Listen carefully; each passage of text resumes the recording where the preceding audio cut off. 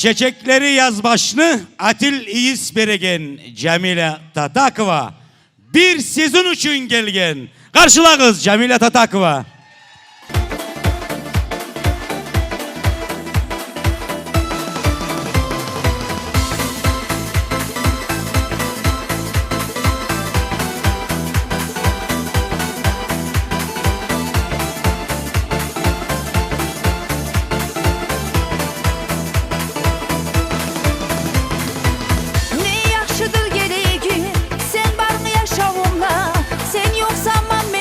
Yaşap olamam. Lafta yarır yolduysam yaşamımda koğunu tatlı suyuden daimlige dolgamam. Açık bir koklegi beni algışım etsin, seni yollarım açmağa. Sağa aziz Allah'ım uzak ömürleri versin, mağa suyumu çaçmağa. Açık bir koklegi beni algışım etsin, seni yollarım açmağa. Sağa aziz Allah'ım uzak ömürleri versin, mağa suyumu çaçmağa.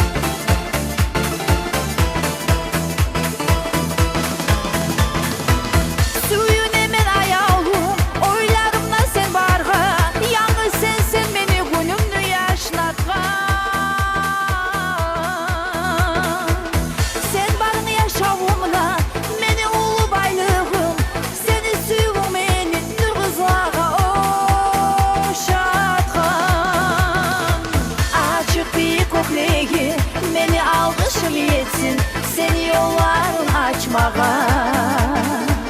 Sağa aziz Allah'ım uzak ömürleri versin, mağa suyumu çaçmağa. Açık bir koklegi beni algışım etsin, seni yollarım açmağa.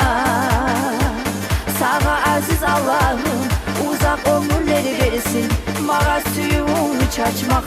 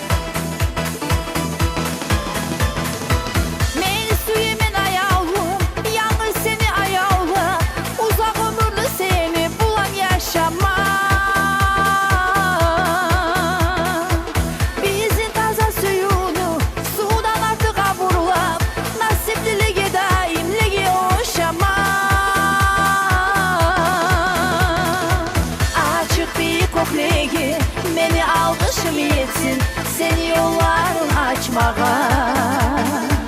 Sağa aziz Allah'ım uzak ömürleri versin, mağa suyumu çaçmağa.